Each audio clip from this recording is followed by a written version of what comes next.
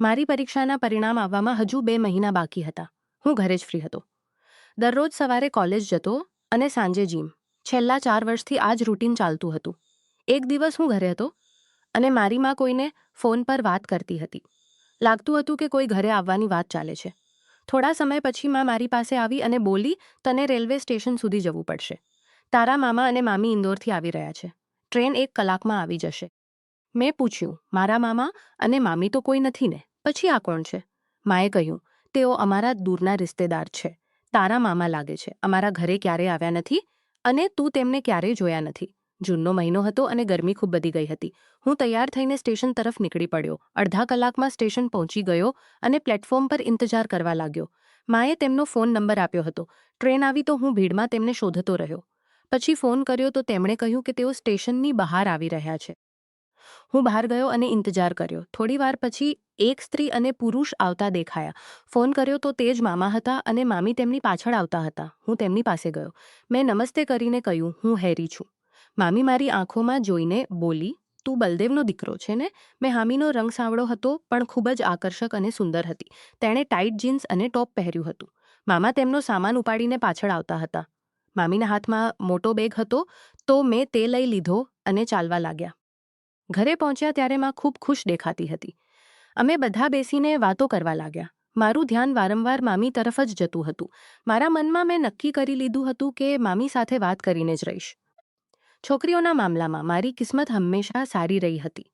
બપોર થઈ તો માએ ખાણા લગાવ્યા અને અમે બધા ખાવા લાગ્યા. હું હજુ પણ મામીને જ જોતો હતો. મામી પણ મારી તરફ જોઈ લેતી હતી. એવી રીતે દિવસ વીતી ગયો. રાતે ગરમી હતી તો હું નહાવા બાથરૂમમાં ગયો. હું રાતે અંડરવેર નહીં પહેરતો કારણ કે ગરમીમાં પરસેવો થાય અને ખંજવાળ આવે. ફક્ત નિકર અને ટી શર્ટ પહેરીને સૂતો. નહાઈને તૌલિયું લપેટીને બહાર આવ્યો તો સામે મામી આવી ગઈ. મને જોઈને હસીને બોલી, તું કપડાં વગર ફક્ત તૌલિયું લપેટીને શા માટે ફરે છે? મેં કહ્યું, મામી, હું કપડાં પહેરવા મારા રૂમ પર નિહાળતી હતી.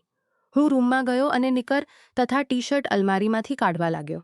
અચાનક લાઇટ ગઈ અને આખું રૂમ અંધારું થઈ ગયું. હું તૌલિયું ઉતારીને નિકર પહેરવા લાગ્યો ત્યારે જ લાઇટ આવી ગઈ.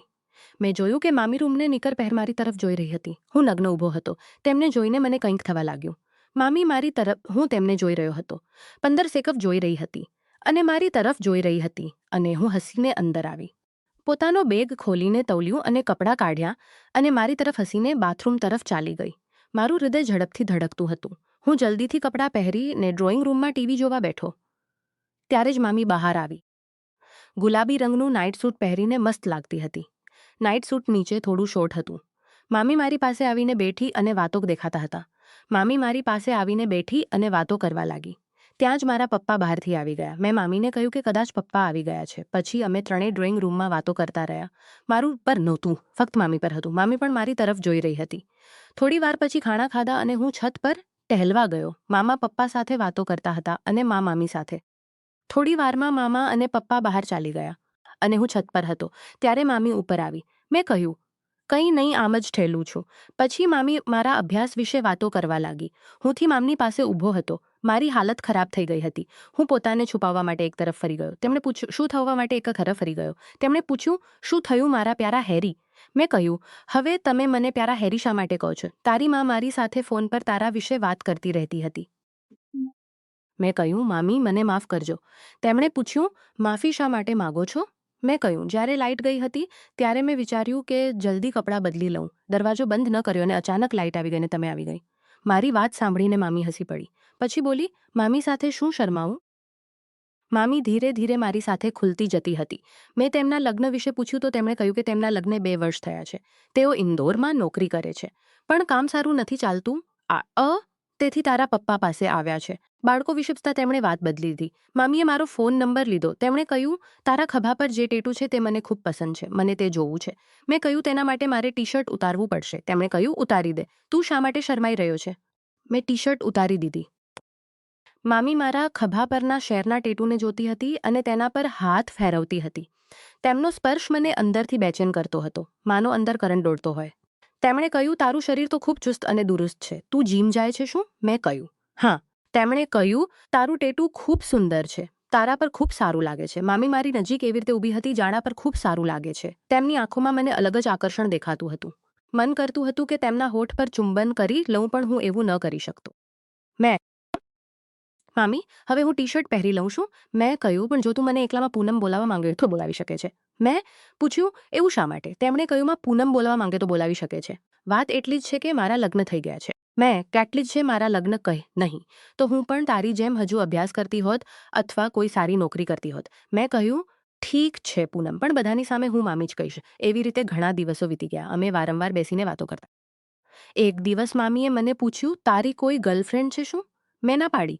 તેમણે કહ્યું, એવું તો હોઈ જ ન શકે, કોઈ તો હશે જ. મેં કહ્યું, કોઈ નથી જેને હું પોતાની પ્રેમિકા બનાવી શકું. તેમણે પૂછ્યું, તને કેવી છોકરી જોઈએ છે?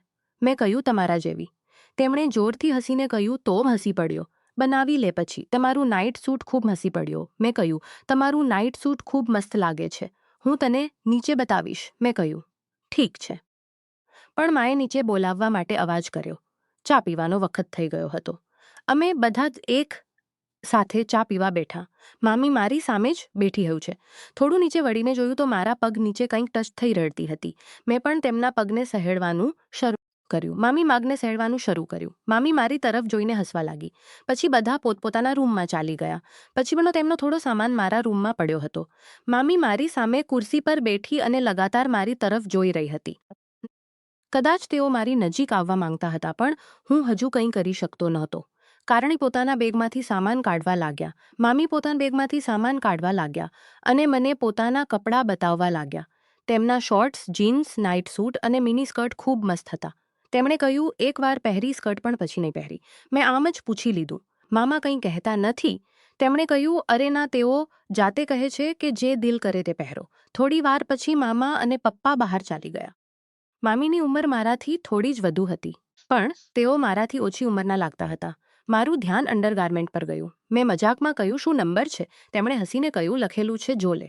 મેં પણ હસીને કહ્યું, હું તો અસલમાં જોવા માંગુ છું. તેમણે તરફ જોઈને હસીને કહ્યું, જો લે જે જોવું હોય તે. મામીએ નાઇટ સૂટના ઉપરના હસીને કહ્યું, જો લે જે જોવું હોય તે. મામીએ નાઇટ સૂટના ઉપરના 3 બટન ખોલી દીધા અને વચ્ચેની રેખા મને સ્પષ્ટ દેખાવા લાગી. મેં પોતાનો એક હાથ અંદર નાખીને જોરથી દબાવ્યો તો મામી તડપી ઉઠી. મેં હાથ બહાર કાઢ્યો તો તેમણે કહ્યું, બસ વધુ નહીં. મેં કહ્યું, હજુ નહીં. તેમણે કહ્યું, તું તે વખતે મારી ઊભો હતો. નજારો ખૂબ મસ્ત હતો. મેં કહ્યું છે તો જો. મામીએ પોતાનો હજુ પણ એવો જ છે.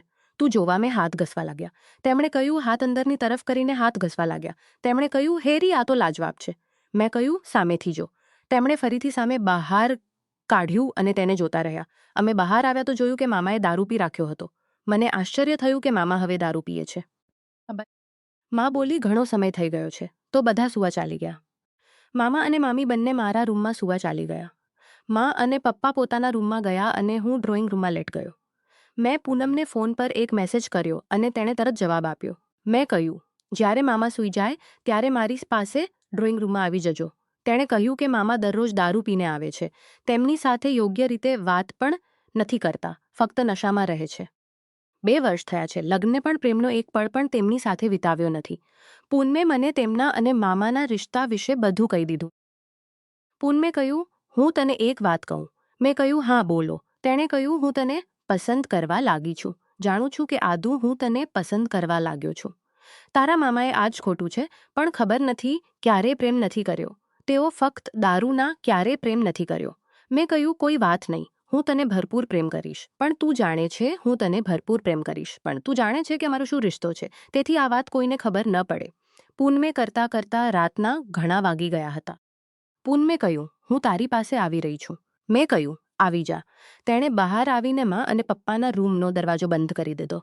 હું તેને આવતા જ ગળે લગાડીને પ્રેમ કરવા લાગ્યો. અહીંથી તે ચુંબન કરવા લાગ્યો. પછી હું પૂનમને ઉપરના રૂમમાં લઈ ગયો અને અંદરથી બંધ કરી દીધો. મામીને જાણે જરૂર ચડી ગઈ હતી. તે મચડવા લાગી. પછી હું રોકાઈ ગયો અને કહ્યું કે કોઈ ઉપર પણ આવી શકે છે. મારી સાથે નીચે જ ચાલો. અંધારામાં સામાન લઈ લેવો. તેણે માની લીધું. અમે બંને ફરીથી નીચે આવી ગયા. લાઇટ્સ બંધ હતી અને નીચે એકદમ અંધારું હતું. હું સોફા પર લેટ ગયો. મેં કપડાં એક તરફ કરી દીધા અને પૂનમે સામાન લઈ લીધો. મને ખૂબ મજા આવતી હતી. ઘણીવાર સુધી તે એમ જ કરતી રહી. મેં તેને સોફા પર બેસવા કહ્યું અને તે બેસતા જ અમે એકબીજાની બાહોમાં લપેટાઈ ગયા. મેં ધીરેથી તેના કાનમાં કહ્યું, તું ખૂબ જ કમાલની છે, ખૂબ જ મખમલી. તે ફરીથી મારી સાથે લપેટાઈને ચુંબન કરતી હતી. મેં પોતાની આંગળીઓથી કમાલ બતાવવાનું શરૂ કર્યું અને તે ઉછળી ગઈ. તે મારી સાથે એવી રીતે લપેટાઈ હતી જાણે પહેલાથી જ મને ઓળખતી હોય. પૂનમનું આખું શરીર કોઈ ભઠ્ઠીની જેમ બળતું હતું. અમે બંને પરસેવાથી નાહી ચૂક્યા હતા. પછી મેં પૂનમને પોતાના ગળે લગાડી લીધી. પછી મેં તેને તેના રૂમમાં જવા કહી દીધું. મેં તેને તેના રૂમટે ટાળી દીધી. તે જવા નહોતી માંગતી. મારી સાથે જ રહેવા માંગતી હતી, પણ મેં તેને રૂમમાં મોકલી દીધી. થોડી વાર પછી હું સૂઈ ગયો. સવારે ઉઠ્યો તો પૂનમ ફરીથી મારા માટે ચા લઈને અને બોલી, ઉઠો મારા હેરી. મેં પૂછ્યું, કાલની રાત કેવી રહી? તેણે કહ્યું, ખૂબ મજા આવી. મેં કહ્યું, આજની રાત વધારે મજા આવનારી છે. પૂનમ મારી માં સાથે રસોઈમાં કામ કરવા ચાલી ગઈ અને હું નહાવા ચાલ્યો ગયો. નાસ્તો કર્યા પછી પપ્પા અને મામા કોઈ કામે બહાર ચાલી ગયા અને બોલી ગયા કે તેઓ સાંજ સુધી જ આવશે. પૂનમે માને પૂછ્યું, મને થોડો સામાન લાવવો છે.